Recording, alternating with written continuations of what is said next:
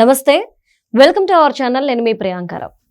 సిజేపీ వాళ్ళు ఇప్పుడు పార్లమెంట్ని ముట్టడించడం కోసం వేలాది మందిగా యువత కూడా తరలివచ్చింది.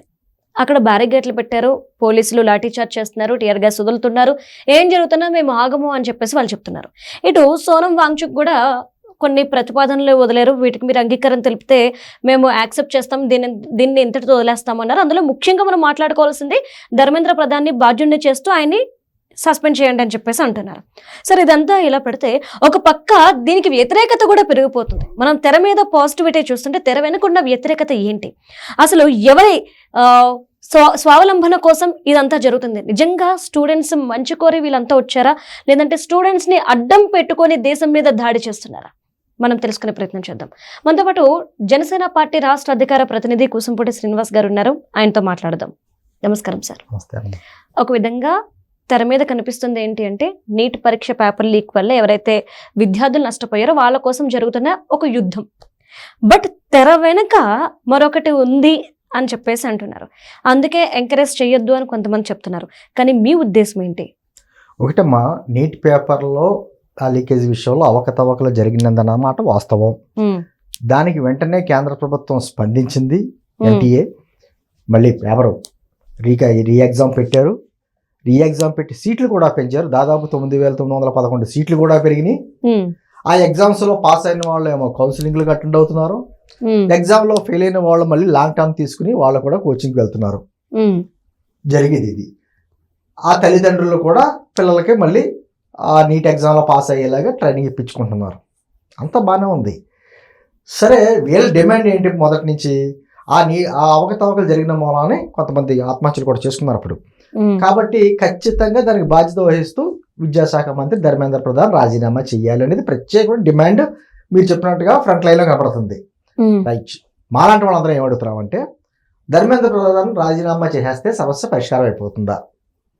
Right question. ఎందుకంటే భారతదేశంలో గతంలో ఒకప్పుడు రైల్వే యాక్సిడెంట్ జరిగితే లాల్ బహదూర్ శాస్త్రి గారు రాజీనామా చేశారు అంటే ఇప్పటికే ఏదో నైతిక బాధ్యత వహించి చేశారు అని చెప్పుకుంటున్నాం. కానీ ఆ తర్వాత రైల్వే యాక్సిడెంట్లు జరగలేదా?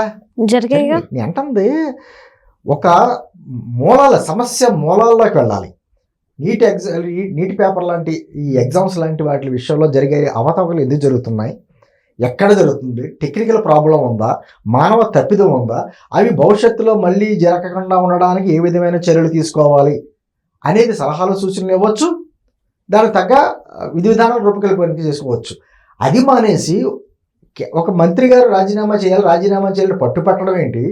దానికి మళ్ళీ దీక్షలో ఒక రకమైనటువంటి బ్లాక్మెయిలింగ్ అంటారు, దాన్ని దీక్ష అంటారు. ఆ దీక్షలు చేసి దాన్ని తర్వాత కొంచెం ఎక్స్ట్రీమ్కి వెళ్ళి, సరే ఈరోజు ధర్మేంద్ర ప్రధాన్ రాజీనామా చేయొచ్చు, తప్పే ఉంది. సరే, ఆర్డర్లు అవుతున్నాయి కాబట్టి కేంద్ర ప్రభుత్వం కూడా ఏమన్నా ఇప్పుడు అమిత్ షా గారితో మీటింగ్ అయ్యాడు ఆయన ధర్మేంద్ర ప్రధాన్ గారు. ఓ నిర్ణయం తీసుకుని సరే అని చెప్పేసి రాజీనామా చేయొచ్చు. ఆగుద్ది అనుకుంటారా? ఆగదు. అది ఈ రాజీనామా చేస్తే తర్వాత ప్రధానమంత్రి గారిని కూడా రాజీనామా చేయమంటారు. ఎందుకంటే వీళ్ళ అసలు మోటో, ఆ ఉద్దేశం ఏంటంటే దేశంలో ఒక విధమైనటువంటి అశాంతికర వాతావరణాన్ని తీసుకురావాలి. వీళ్ళ టార్గెట్ అంతా కూడా ఎన్డీఏ గవర్నమెంట్, ముఖ్యంగా బీజేపీ. దానికి నీట్ పేపర్ అని చెప్పేసి వీళ్ళ మీద భుజాల మీద తుపాకీ పెట్టి కాల్చడం. ఏంటంటే ఎన్నాళ్ళు ఇటువంటి బ్లాక్ మెయిలింగ్ రాజకీయాలు? అది ఒక వ్యక్తి రాజీనామా చేస్తే సమస్య పరిష్కారం అవుతుందా? దానికి మాత్రం సమాధానం చెప్పరు. ఇంకొకటి, ఎవరైతే ఈ కాంగ్రెస్ పార్టీకి సంబంధించినటువంటి వ్యక్తులు దీక్ష చేస్తుంటే వాళ్ళకి మద్దతుగా సోనం వాంగ్చుక్ వచ్చాడైనా, ఆయనకి సంబంధించి అక్కడ స్టేజీ మీద కావచ్చు లేకపోతే మద్దతుగా వచ్చే వ్యక్తులు అందరూ కూడా వాళ్ళ మాట్లాడే విధానాలు ఏంటి చెప్పండి? విద్యా వ్యవస్థలో ఏమైనా లోపాల గురించి మాట్లాడాడు ఎవడన్నా? లేదు. అలా మాట్లాడిందంటే ఆజాద్ కాశ్మీరీ ప్రజలు ఎవరైతే గడగడలాడిపోయారో అటువంటి నినాదాలు అక్కడ. లేకపోతే భారతమాత గురించి హేళనగా మాట్లాడడం, వ్యంగ్యంగా మాట్లాడడం, భరతమాత ఉన్నది కదా మరి పెద్ద ఎవరు అనేసి మాట్లాడడం. అంటే దేశానికి సంబంధించినటువంటి మెజారిటీ ప్రజలు పూజించేటువంటి రాముడి మీద సీత మీద కూడా వాళ్ళు ఇష్టం వచ్చినట్టు వ్యాఖ్యలు చేయడం. అసలు సంబంధం ఉందా సబ్జెక్ట్కి? అంబానీ ఫ్యామిలీని ఇందులోకి లాక్కొచ్చారు మళ్ళీ సీతమ్మతో పెట్టి. ఎందుకు నేను అంటుంది అక్కడ సబ్జెక్ట్ ఏంటి? నీట్ పేపర్లో లీకేజీలు వాళ్ళకి సంబంధించేటువంటి సబ్జెక్టు. దానికి ఈ హిందూ మతాన్ని లేకపోతే దేశానికి సంబంధించిన అంశాలని తీసుకొస్తున్నారంటే వాళ్ళ ఎజెండా వేరు.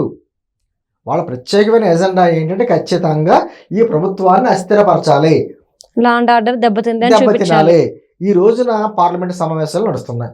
పార్లమెంట్లో చాలా ఇంపార్టెంట్ బిల్స్ మీద డిస్కషన్ జరగాలి. డీలిమిటేషన్ లాంటి, అంటే ఆ డెసిషన్స్ వల్ల దేశం అంతా ప్రభావం చూపిస్తుంది. అటువంటి డిబేట్స్ జరగవలసిన సమయంలో పార్లమెంట్ మీదకి దండెత్తి వెళ్తున్నాము అంటే మళ్ళీ ఏమో ఖర్గే గారు ఏమంటాడంటే, కాంగ్రెస్ పార్టీ నేత, వాళ్ళందరి మీద లాఠీ చార్జీ చేయడం దుర్మార్గం అంటాడు. లాఠీ చార్జీ చేయకపోతే పొలదండలు వేస్తారా? పార్లమెంట్కి దూసుకుంటూ వచ్చేసి గేట్లు దాడి తన్నుకుంటూ వెళ్ళిపోతా ఉంటే ఏం చేస్తారు? వాళ్ళ గవర్నమెంట్ ఉంటే ఏం చేస్తుంది? అంతే కదా. వాళ్ళ గవర్నమెంట్లో ధర్నాలు జరగలేదా? పార్లమెంట్ మన జంతర్ మందర్లో ఎంత ధర్నా చౌకలు ఎన్ని జరిగినాయి అక్కడ. మరి అప్పుడు వాళ్ళు చేసింది ఏంటి అంటే కేవలం ఏంటంటే రాజకీయాలని ఈ విధంగా వాడుకోవడం, దేశాన్ని అస్థిరపరచడం, దేశంలో ఒక విధమైనటువంటి శాంతియుత వాతావరణం లేకుండా చేయడం, ఇది మోటాగా పనిచేసేటువంటి వ్యక్తులు.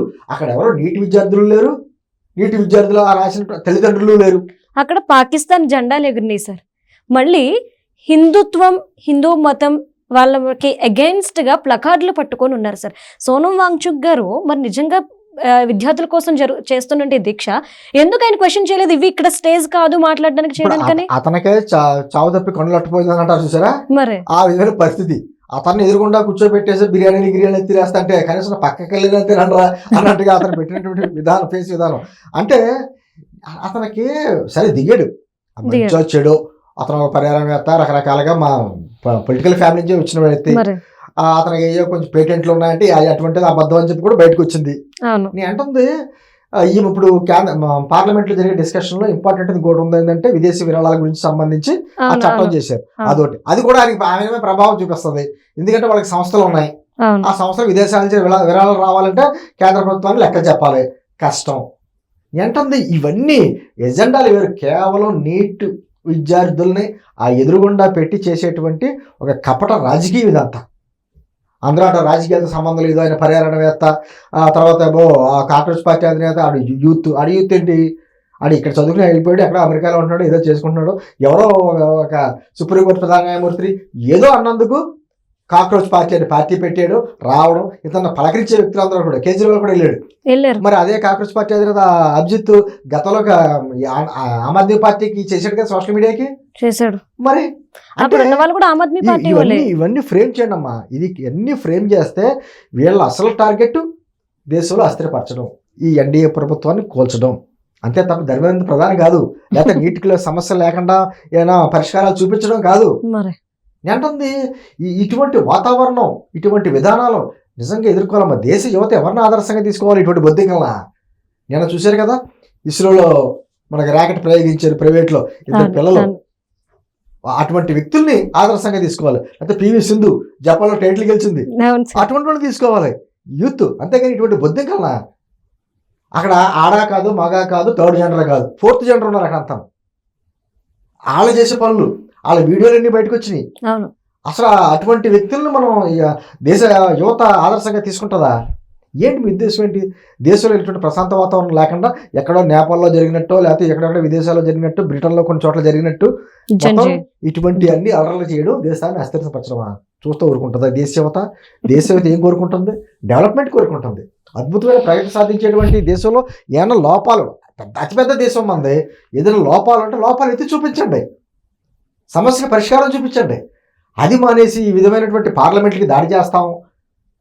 అక్కడ వచ్చిన వ్యక్తుల్లో కూడా గతంలో కసబ్ర్ మీద కూడా సపోర్టివ్గా చేసినటువంటి వ్యక్తులు, ఇందాక మీరు పాకిస్తాన్ జెండాలు అంటారు, అంటే దేశ విద్రోహ చర్యలకు పాల్పడిన సంఘ విద్రోహ చర్యలు అందరినీ కూడా సమర్థించే వ్యక్తులు అక్కడికి వచ్చి కాశ్మీర్ అసలు భారత్లో భాగం కాదని చెప్పిన వ్యక్తులు మ్యాప్ల్లో చూపించారు.